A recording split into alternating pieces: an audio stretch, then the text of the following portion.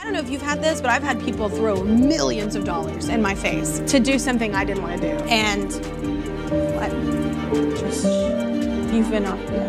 Oh, they're in the room. I hope we do work again, Will, because I don't know how much time you got left. And I would love for us to do something before it's too late, man. There's something you know about me that I don't know? For someone as big as Kevin Hart, it seems like he just can't stay out of trouble. People have accused him of being two-faced, acting like a nice guy in front of the camera, but being a complete jerk behind the scenes. If everything stopped today, can you survive? Yes. You're a liar. Yes. My boss. Do you have a home? I make more money on training. Do you have a home? What are you talking about? Do you have a home? You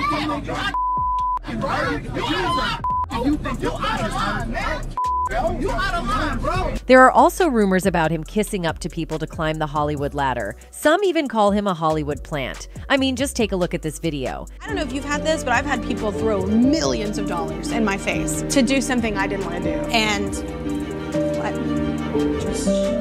You've been up. Kevin's reaction has left many fans puzzled and curious about why he was so eager to stop her from speaking. According to rumors, these are the same people controlling Kevin and many others in the industry. Also, Kevin's interactions with fellow celebrities have also sparked debates about his behavior. For example, during an appearance on his show, Will Ferrel was subtly warned by Kevin that they should work together soon before it's too late, poking fun at Ferrel's age. I hope we do work again, Will, because I don't know how much time you got left.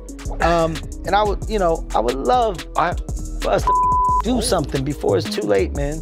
This joke didn't just fall flat. It sparked a lot of criticism, with people questioning how far Kevin is willing to go for a laugh at the expense of his colleagues. This pattern didn't stop with Ferrel. Early in 2023, Mark Wahlberg was on Hart's show discussing his early struggles and rise in Hollywood. Instead of keeping it respectful, Hart began making jabs about Wahlberg's age, which didn't sit well with him at all. Wahlberg openly criticized Hart for what he saw as ageism, feeling belittled rather than celebrated for his long career. As a young guy trying to achieve the success that you have already achieved. You ain't that young. Well, just Stop with everybody that's a little bit older. You'd think Kevin would take a hint after these incidents, but it happened again with Don Cheadle. What was supposed to be a lighthearted exchange came off to some as Hart mocking Cheadle's age. Although intended as comedy, not everyone was laughing. But at the same time, like I said, and me, I'm 56 years old. Damn! I'm sorry. I'm sorry. And adding to the drama, comedian Monique has also accused Kevin of being a Hollywood plant who enjoys mocking other comedians who are struggling. Let's rewind back to 2021. There was this memorable episode on Kevin Hart's Comedy Goldmines podcast where he had the legendary Monique as his guest. They delved deep into Monique's life, her rise in the comedy scene, and where she stands today in her career. Now, if you're not familiar with it, Monique has had some long-standing issues with Winfrey and Tyler Perry. And trust me, we'll get into that later, so hang tight. During their conversation, Monique opened up about the struggles her family faced, describing it as being up against the wall. It was then that Kevin Hart stepped in to offer his support. He expressed to Monique that she's like family to him, a mother, an aunt, a sister rolled into one. And let me tell you, Hart didn't just stop at comforting words, he took action. Now, Hart admitted he didn't really know Winfrey personally, but he promised Monique that he'd reach out to Tyler Perry, and he did just that. After a heartfelt conversation with Perry, Hart came back to Monique with some promising news. Perry was ready to bury the hatchet and move past the drama. Hart, being the voice of reason, urged Monique to do the same. He told her, "Let's leave all that negativity in the rearview mirror, Mo. We've got bigger things to accomplish together." But Hart's generosity didn't stop there. In a conversation with Shannon Sharp, Monique revealed that Hart not only offered emotional support, but also extended a professional hand. He proposed to partner with her and even offered to executive produce any project she wanted to bring to life. Monique recounted Hart's words, saying, "Mo, I talked to Tyler. He said he didn't want to revisit it, but I'll tell you what, let's move past that, Mo. Let's just do great things together. Don't even worry about it. Whatever you want to do, I will partner with you. I'll executive produce with you. You just let me know." I want you to hear me, Kevin Hart. Let's move past that, Mo. Let's do some great things together. Don't even worry about it. Whatever y'all want to do, I will partner with you. I'll executive produce with you. You just let me know what you want to do. She also spilled the beans about how Kevin came through big time, lending her a hefty sum of cash, and she even returned it with interest. But here's where it gets juicy. After Hart promised to help her get her talk show back on track, naturally Monique was stoked, and who wouldn't be? Having Kevin Hart as a producer could skyrocket any project. So she excitedly tells her producers and Endemol, her media production company, and they're all on board, thrilled at the prospect of working with such a big star. But plot twist, 2 weeks later, Monique gets hit with some devastating news. Endemol drops the bombshell that Kevin Hart's manager, Dave Becky, gave them a ring to say that Kevin had cold feet. Monique picks up the phone, hoping for an explanation from Hart himself. And what does she get? A vague reassurance. "We'll talk Tuesday, don't worry about it," he says. That's a miscommunication, and we're going to talk Tuesday. Don't worry about it. I'm telling you right now, it's a miscommunication. That was 2 years ago. If you talk to him, I talk to him. I've never talked back to Kevin Hart again. Fast forward 2 years, and crickets. Monique hasn't heard a peep from Kevin since, but some fans are crying foul, suggesting that maybe Kevin never intended to help Monique in the first place.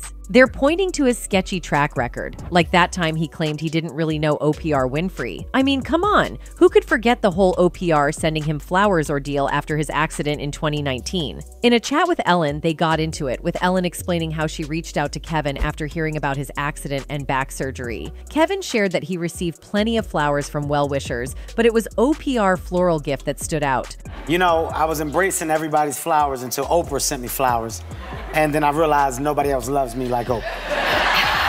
According to Kevin, OPR flowers are like a never-ending story. They're still thriving, turning his place into a botanical paradise. It's become a joke in his house, with everyone wondering when OPR flowers will finally call it quits. Kevin even joked about someone secretly watering them because despite they just won't die. The flowers are so significant that they've taken over the dining table, leaving the Harts eating on the floor rather than disturb OPR cherished plant. And now he's claiming he doesn't really know her? Seems fishy, right? And then there's the wild rumor mill spinning tales about Kevin selling his soul to the likes of OPR and Tyler Perry. Supposedly, if he had lifted a finger to help Monique revive her career, it would have put his own career in jeopardy. Now, Monique didn't just leave it at Kevin Hart. She also circled back to her previous beef with OPR Winfrey and Tyler Perry. This drama started way back in 2009 when Monique starred in Precious, a movie produced by Oprah and Tyler Perry and directed by Lee Daniels. The real beef kicked off when Oprah and Tyler decided Monique should hit the press circuit for the film without any paycheck. Monique wasn't having it and straight up said, "Nah, not in my contract." According to Monique, she only got a measly $50K for the whole movie, which was barely enough. Now they wanted her to jet around the world promoting the film for free? Not on Monique's watch. But Oprah and Tyler didn't take her refusal well at all. Instead, they started trashing her reputation in the industry, spinning a narrative about her being difficult to work with. Monique spilled the tea, saying Tyler Perry told her, "You may want to consider promoting this film because if you get nominated for an Oscar, your next film is $3 to $5 million.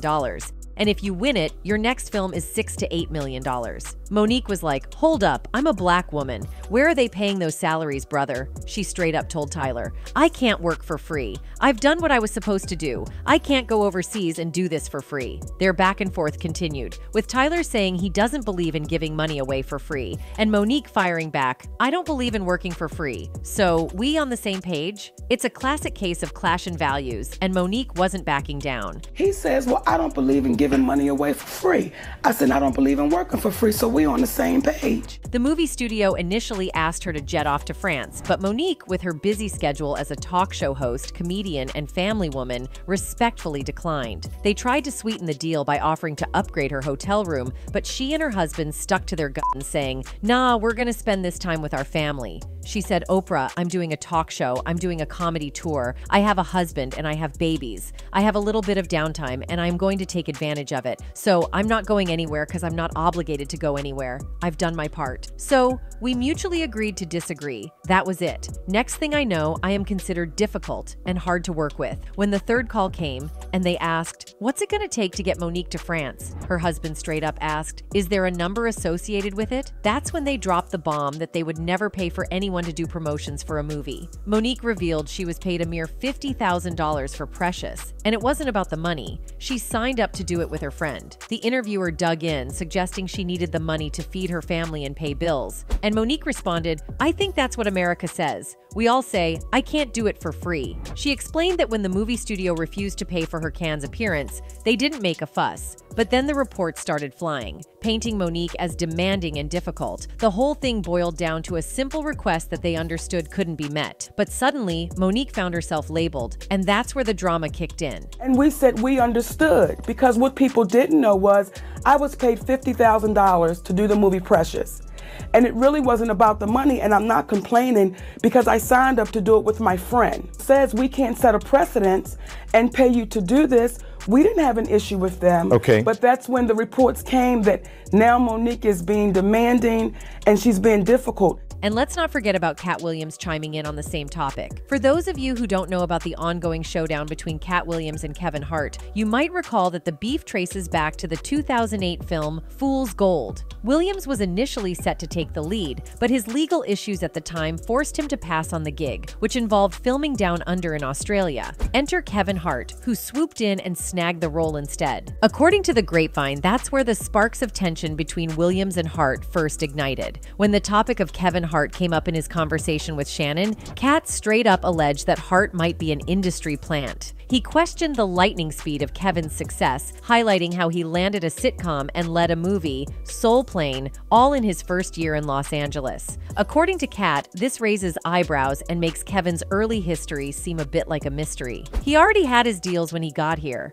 Have we heard of a comedian that came to LA and, in his first year in LA, he had his own sitcom on network television and had his own movie called Soul Plane that he was leading? No, we've never heard of that before that person or since that person, he continued, saying. What do you think a plant is? Maybe people don't understand the definition of these words. Have we heard of a comedian that came to LA and in his first year in LA, he had his own sitcom on network television and had his own movie called Soul Plane that he was leading? What do you think a plant? Cat expressed his concern about letting people who might not be truthful create their own narratives unchecked. He brought up the power imbalance, mentioning how liars have all the assets and resources, leaving the rest of the folks to play catch-up. Cat even challenged the idea that these resources factor in when it comes to the truth. In Cat's words, he expressed concern about letting individuals who might not be truthful create their own stories unchecked, especially when they have abundant resources. Despite the accusations, Cat seemed aware of the potential backlash, acknowledging that behind his back, he might be seen as a bitter and jealous comedian. When asked if he feared any backlash, Williams responded, "Satan can't create anything. That includes blessings for his people. That's why, you know what the #1 job of somebody that sold their soul in Hollywood is to act like it didn't happen." Diving more into why Cat Williams has this whole Kevin Hart is an industry plant theory, it goes back to a Hollywood rumor that's been circulating for quite a while. There's this talk that entertainers are kind of blackmailed into wearing a dress on screen, almost like a rite of passage before they can level up in the fame game. And it's not just Cat Williams who's been talking about this. Even Dave Chappelle has touched on it. In 2006, during an appearance on OPR, Dave spilled the tea about why he turned down a whopping $50 million deal from Comedy Central. He wasn't in it just for the money because, as he explained, big bucks often come with some serious strings attached. Dave, being in the showbiz game since he was 14, had seen and heard stories about what happens behind the scenes. It was completely outside of my frame of reference. I've been in show business since I was 14, and I've heard the stories of what happens, and I've seen these kinds of things play out in front of me. He pointed out examples like Mariah Carey landing a $100 million deal only to end up mysteriously labeled as crazy a few months later, or Martin Lawrence making it big and then suddenly waving a on the streets, screaming about someone trying to. It's those stories that had Dave cautious. Mariah Carey made a $100 million deal, and 3 months later, she's all of a sudden mysteriously crazy. Or Martin Lawrence through and he's waving on the streets. They're trying to When OPR asked him about hearing these stories, Dave laid it out. He'd seen it happen before, and it always went down when a person's career was on the brink of reaching the next level. According to Dave, he was pressured to create sketches that made people laugh at him, not with him. It felt like they were asking him to put himself on for a paycheck. And wait, there's more to this saga. Dave Chappelle even recalled being asked to wear a dress for a movie he did with Martin Lawrence. He walks into the trailer and sees a dress, thinking it's the wrong one. This happened to me. I'm doing a movie with Martin. Yeah. The movie's going good. So I walk in the trailer. I'm like, man, this must be the wrong trailer because there's a dress in here. Turns out it's for a scene where Martin's character sneaks out of jail by dressing Chappelle as a prostitute. Chappelle's like, nah, I'm not doing that. It wasn't in the discussion. They try to pressure him, saying it's a hilarious bit, but he stands his ground, saying he doesn't need a dress to be funny. The whole thing gets intense with writers, directors, and producers pushing, but Chappelle sticks to his In the end, they come up with a new scene without the dress, and he's left wondering, how did you write that so fast? You got this hilarious scene where Martin's sneaking out of jail, so he disguises you as a prostitute. And he put this dress on. The minute it was clear, I was adamant, I'm not wearing a dress, I'm not wearing the dress. All right, fine, think of something else. Guy comes back 10 minutes later, the whole new scene. Damn, how did you write the scene so fast? Dave just didn't vibe with it, not because wearing a dress is an issue on its own, but because he felt the industry was trying to corner black artists into doing whatever it took for success. They kept hounding him until they figured out he wouldn't budge. Dave revealed this whole experience was an eye-opener. It took being told to wear a dress for him to connect the dots and realize this wasn't just his struggle. Lots of other black men had been asked to do the same. Martin Lawrence rocked it in Big Mama's House. Eddie Murphy pulled it off in the Nutty Professor series, and Jamie Foxx left a mark with his unforgettable Ugly Wanda on In Living Color. Then you've got the Wayans brothers trying their hand at it with White Chicks. And we can't forget the less successful Juwanna Mann. In the mix of all this, Tyler Perry takes the cake. During this time, an upcoming Kevin would join the conversation, dropping wisdom talks left and right. Kevin was all about artists protecting their brand, setting boundaries, and not crossing certain lines. At that point, he was vibing with his personal beliefs. No dress drama in sight. When the topic of wearing a dress for a role came up, Kevin was straight up like, no, haven't faced that dress dilemma, gotta know your boundaries and protect your brand. He was all about steering clear of anything that could compromise his image. Kevin even mentioned turning down a request to dribble a basketball on a talk show because it would make him look foolish. It's all about protecting the brand. Definitely haven't ran into to put on the dress. I mean, you know, you have to have boundaries. You have to have limits that you refuse to cross. But here's where it gets interesting. Just a year later, boom, Kevin's on an SNL skit rocking a dress. Is 9-year-old Oscar nominee, Kevin. Fans were not having it. Accusations of selling out and being fake started flying around. It was like, hold up, wasn't you just preaching about boundaries and protecting your brand, Kevin? The plot twist got fans feeling some type of way, and they called him out for doing the exact thing he said artists shouldn't do. But then, Kevin Hart pulled a complete 180 on us, flipping the script from his earlier stance on wearing dresses. He initially said, no way, I'm not putting on a dress. Fast forward to when the opportunity knocked and he found the whole idea funny. Suddenly he was like, why not? I'm doing it. But here's where it gets tricky. Kevin, in defense mode, starts saying nobody forced Martin Lawrence into Big Mama's House, or Tyler Perry into Medea, or Jamie Foxx into Wanda's dress. It was a choice according to Kevin. It was funny. I said, oh, that's funny, I'm gonna do it. You know, nobody makes you do anything. Right. Nobody says this is what you got to do. This is the only way that you're going to do it. He's hitting us with the it's all about choice narrative. But then there's this counter argument floating around. People are saying it's not just a matter of choice. Kevin himself wasn't okay with the idea before the money talks began. When the cash starts rolling in, suddenly integrity takes a back seat. It's like money becomes this magical thing that makes people do stuff they swore they'd never do. And truth be told, when that paycheck comes into the picture, folks tend to reveal their true colors. Remember when Steve Harvey dropped that bomb about integrity? He straight up said, give me 10 million and I'll embarrass myself all the way to the bank. He was willing to throw his integrity out the window for a hefty paycheck. It's a harsh reality, but he put it out there.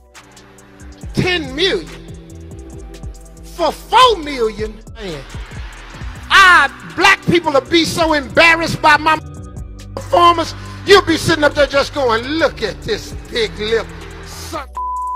Now, back to Kevin Hart. After he did the dress thing, his career went through the roof. he became the highest paid comedian ever, raking in cash like no one else. It's like the dress move was the golden ticket to success in the comedy game. People might argue about the sacrifice of integrity, but at the end of the day, Kevin's laughing all the way to the bank. Now, it also seems Kevin's personal life might just be as messy as his allegations. Rumors have been swirling for years that Kevin had been unfaithful to his ex-wife, Torrei Hart, with his current wife, Eniko Hart. Torrei and Kevin Hart called it quits back in 2011 after 8 years of marriage. Torrei was the one who dropped the divorce bomb, catching Kevin red-handed in the act of cheating with multiple women. And it wasn't just a one-time slip. Rumor has it that Eniko, Kevin's current wife, might have been one of those mistresses when he was still hitched to Torrei. In an emotional recount, Torrei spilled the beans about her dreams of being a power couple with Kevin, shattered by the harsh reality of divorce. She admitted feeling angry, not just because she doesn't believe in divorce, but also because she had to see Kevin everywhere, from billboards to Hollywood events. In my mind, that me and Kevin were going to have that. In my mind, we were supposed to be the power couple. I was angry at that enough, then I felt like a failure.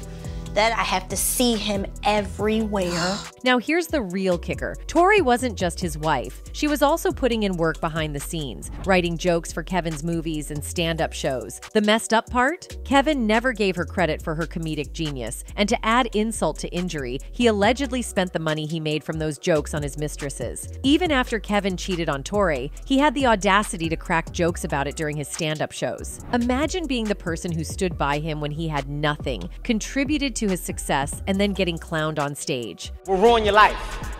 Lying will ruin your goddamn life. Lying ruined my marriage. True shit, sweetie. Lying ruined my goddamn marriage.